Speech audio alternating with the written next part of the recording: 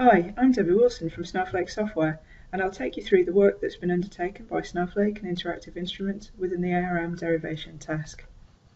The AIRM is a consolidated logical model being developed by Eurocontrol within the CESAR program, and it shall be used as the common reference model for key subject fields relating to the wide range of air traffic management applications, such as meteorology, flight information, and airspace management.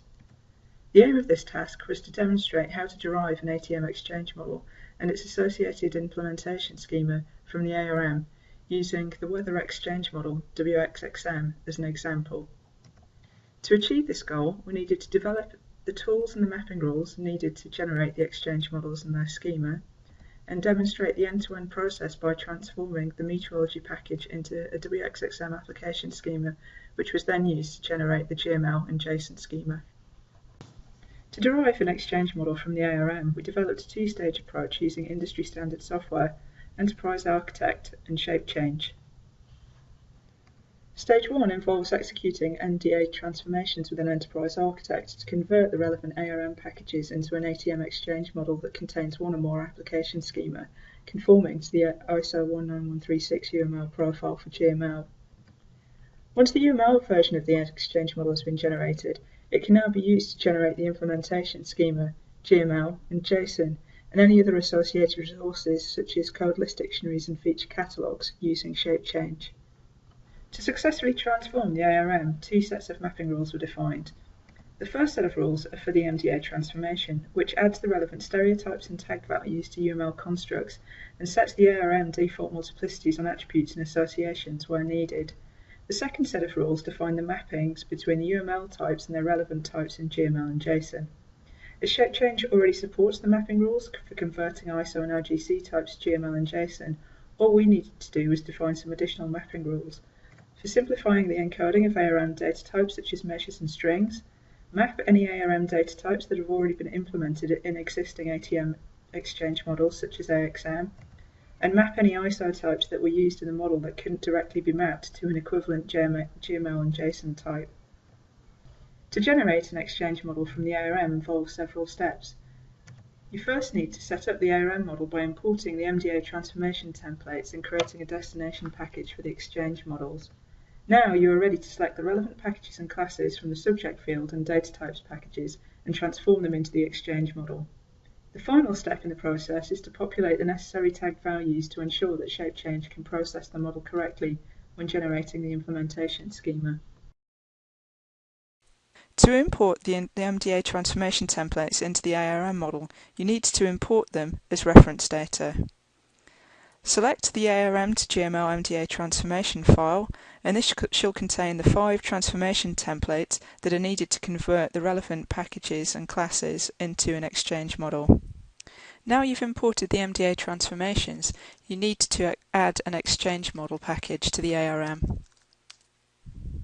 The meteorology package contained within the AIRM is made up of 3 packages. However, WXXM only contains the WX and the AVWX packages, and each package is modelled as a separate application schema comprised of lots of sub-packages. Therefore, the objective of this demo is to show you how you can quickly and easily recreate WXM using the MDA transformation templates. Each application schema needs to be generated separately. However, it's a really quick and simple process. Simply select the package which forms the application schema, right-click, select Transform Current Package, and this will open the Model Transformation dialog. Where you've got a complex application schema that contains sub-packages, select the AIRM to GML complex transformation, and then navigate through the browse to the exchange model package, which will be the destination for the transferred model. Finally, select Include Packages, and this will add all of the classes contained within the model to the transformation, and hit Do Transform. So you now have an application schema package contained within the exchange model containing the WX application schema. And as you'll see, all the stereotypes have been added, as well as the tagged values to the various packages, classes, and attributes. In addition, all of the attributes have been updated to conform to the default AIRM multiplicities.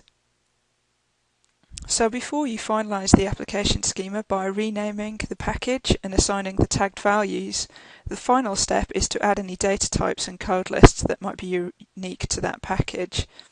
And this is very simply done. To add any data types such as code lists to the application schema, the simplest approach is to create a diagram containing the code lists that are unique to that application schema, and then it's a very simple task of selecting the relevant classes, right-click and hitting transform, and then selecting the relevant transformation. So here we're transforming code lists, and output them again into the same exchange model package. So if you open up the GML application schema, we'll see that the code lists package has been added, and each of the code lists have been added the code list stereotype and the relevant tagged values. This application schema is now complete, so the final task is simply to rename the application schema and set the relevant tagged values on the application schema. This process is now repeated for the AVWX package, and these can then be added to a Wixom package to form the exchange model. Now the exchange model has been generated, it's now ready to be processed by ShapeChange. But first you must configure the ShapeChange configuration file. This requires you to set the input parameters. Here you specify the location and format of the source model, which application schemas are to be converted, and the UML profile that's been applied. The logging parameters, where you specify the destination of the log file and the logging level. And finally, the target parameters, where you'll specify the destination locations, the format, encoding rules, and additional mapping rules for each of the target outputs. Now everything is complete, we can process the model using ShapeChange. ShapeChange can be executed from either the command line or directly from Enterprise Architect. And after processing, the GML and JSON schemas are generated, as are the code list dictionaries. And finally, the feature catalog is created. Within this task, we successfully demonstrated that you can automatically generate exchange models and implementation schemas from the AIRM using simple, flexible transformation rules within Enterprise Architect and ShapeChange. By leveraging existing tools and standardized rule sets, it ensures that the schemas are generated consistently and can be used alongside other application schemas such as Aviation XML or Inspire.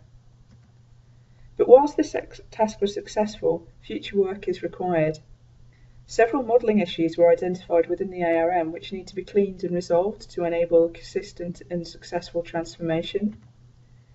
We would also like to further evaluate the tool's ability to generate other exchange models such as AXM and Fixum to further enhance the rule sets. And finally, the implementation schemas, particularly the JSON schemas, should be tested and evaluated for aviation. Thanks for taking the time to watch this video. If you want to find out more about the AIRM derivation work undertaken in OWS-9, please take a look at the engineering report. And if you have any questions, please don't hesitate to contact the Aviation Domain Working Group via the mailing list.